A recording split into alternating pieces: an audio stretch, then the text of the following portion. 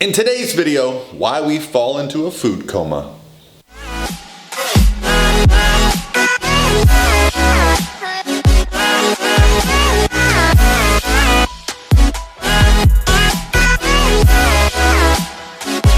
All by myself.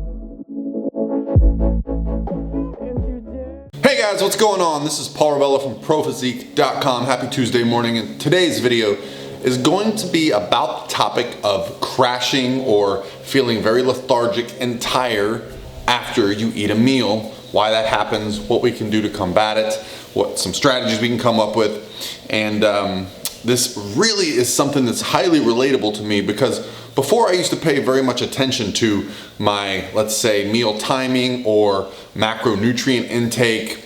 I used to just focus on getting a lot of calories in because I've been let's say skinny my whole life. So I've always just been like about food volume. I gotta eat more, I gotta eat more. It's always been tough for me to keep my weight up. So I used to have an office job, and I would go to work every morning, kind of skip breakfast, have something small, maybe a cup of coffee, a little meal, and then a gang of us would go out to lunch somewhere cool where we would get hamburgers or, you know, large meals, maybe pasta, something like this, something kind of heavy, you know, definitely more than 1,000 calories for a meal, right? Get back to work, and we'd have like a 1 o'clock staff meeting, and we'd all be like yawning and like slapping ourselves to keep ourselves awake, trying to figure out what we could do, maybe have to have a coffee. And so why does that happen? Why are we getting so drowsy after a large meal? And so I think the most important thing to talk about is the digestive process itself. Now, this question came from someone who had a specific scenario.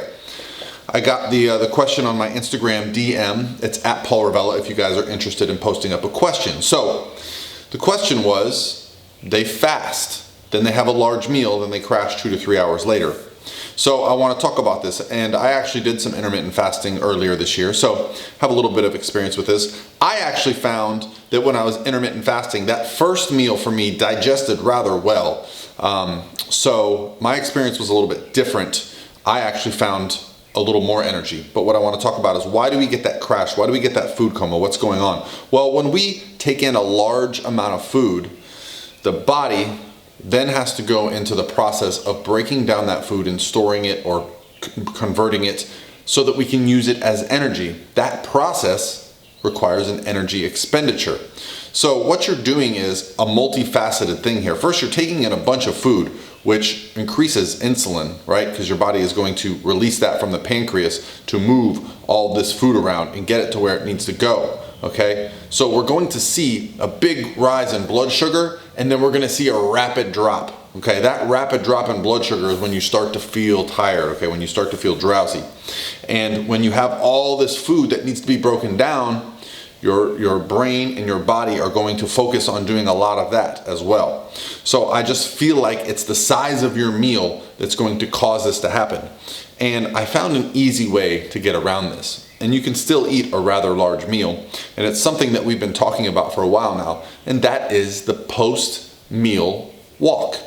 When you, instead of eating a big meal and just go sit down at your desk, if you spend 5 to 10 minutes, you know, the research and most of the people now are talking about the 10-minute walks, and that's what I use. When you take a 10-minute walk, it helps speed up the digestive process. It helps keep blood sugar level. Okay, you don't have this huge rise and this huge fall, and it just allows the body to absorb it in a much more natural way where we don't tend to get this crash.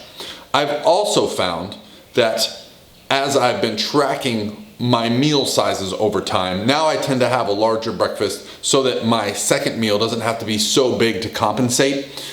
I find that I actually get more energy when I have my meals versus feeling run down. The energy, the meals kind of speed up my day.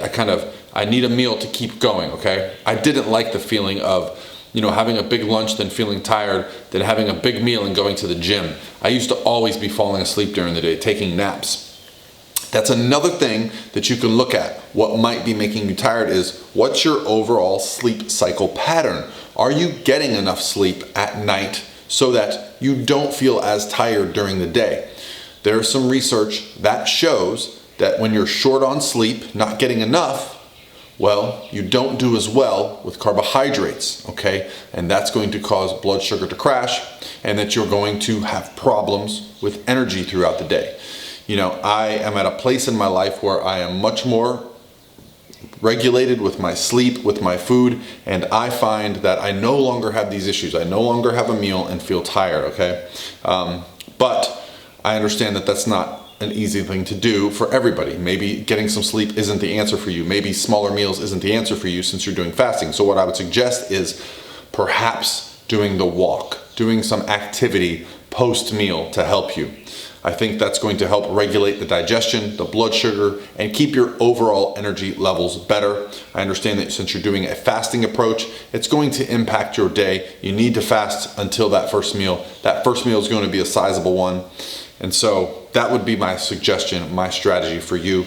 Hopefully this helps. If you guys have any questions about how not to crash after a meal, I think our overall lifestyle is the biggest factor. Okay, you know, looking back at that time, I was a very sedentary person. I sat at a desk all day. Yes, I would go to the gym and work out for an hour, but I was lifting weights. I was not doing very much, if any, cardiovascular exercise, okay? So I find that now that I'm much more active and on my feet and moving, meals have much less impact on my energy in a negative way and much more in a positive way. So that's just a lifestyle factor, guys. You can get up and be more active. All of us have the time to get and take a few walks per day.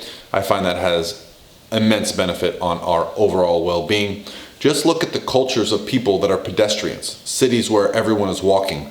Their overall BMIs are much lower, and I just find that those styles of living lend themselves to much better body composition. In fact, I did a video recently from the issue of mass where they did research that showed that exercise, being active regularly, actually helped regulate your hunger better. So yeah, let's just make it an overall approach to lifestyle where we're being active and we're eating wisely. That's gonna be it for me today, guys. I hope you have an awesome Tuesday, and I'll talk to you tomorrow.